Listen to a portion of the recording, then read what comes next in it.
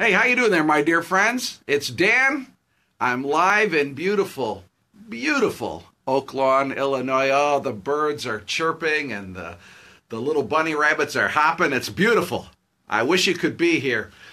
Many years ago, hundreds and hundreds of years ago, back in the Paleolithic era, when I was in college, there was a period of time in which this thought began to press upon my mind when it came to the Christian faith. This thought: is it possible, to myself, is it possible you don't really believe this?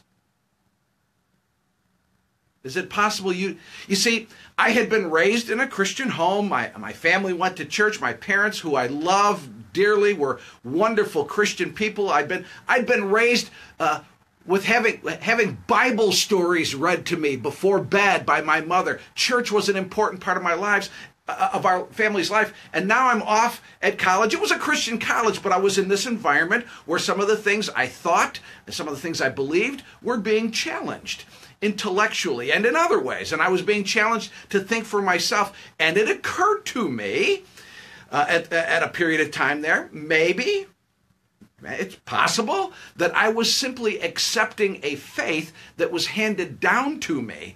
And I'd been taught to accept it, maybe even in a certain sense, expected.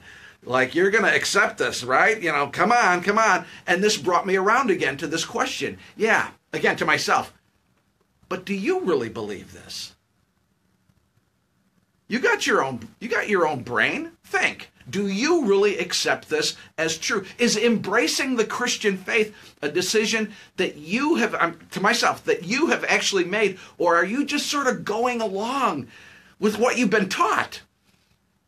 And I got to tell you, this bothered me, and I wrestled with this for a while. It was a very pressing thing on my mind. And I remember thinking something, and again, this is just in my own mind.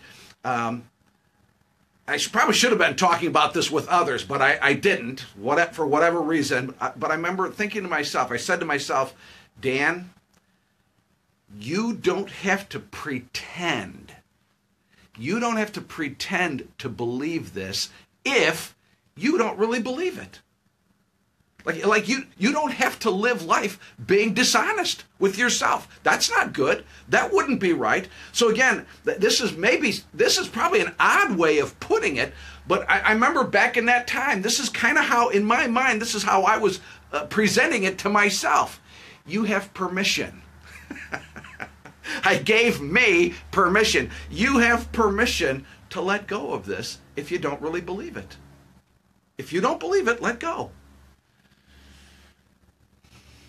So obviously, then the question on my mind, the question I began to wrestle with was, all right then, do you really believe this?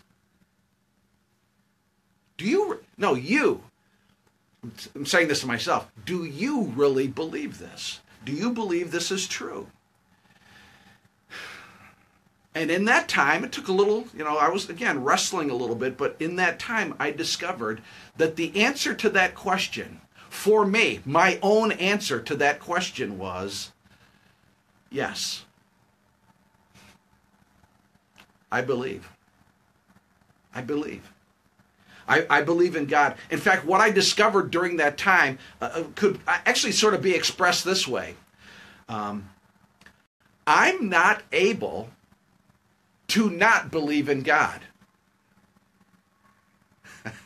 I know that's a double negative, but I'm going to say it that way anyhow. I'm not able to not believe in God. I believe there's a God. I just do. In my heart of hearts, I believe that's the truth. The world doesn't make sense to me without God. Life doesn't make sense I can't put it together and make sense without God. I believe in Jesus. I accept the truth of Jesus. But that's when it became really, in a certain sense, genuinely a first-hand decision that I had really pondered and thought through. Not because it's expected of me, not because that's what was handed down to me. I believe. I do.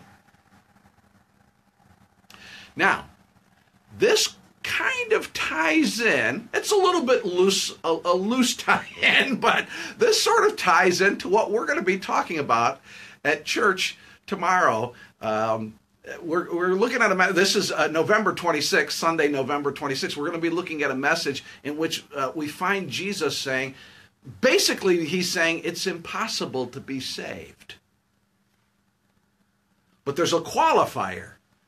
You say, what's the qualifier, Dan? You got to come tomorrow to find out. We'll post the message online too if you can't come, but I'm going to talk about this tomorrow. Sunday, November 26th, First Church of God. The address, 4600 West 111th Street in beautiful, beautiful tropical Oak Lawn, Illinois. Oh, it's so lovely here. Right after the service, a lot of us are going to go out and take a swim in the lovely swimming pool right next door. I'm kidding. Service times, 9 a.m. and 11 a.m. Again, First Church of God. Come on out and join us. Come on. You know you want to do it. Let's go. It'll be great.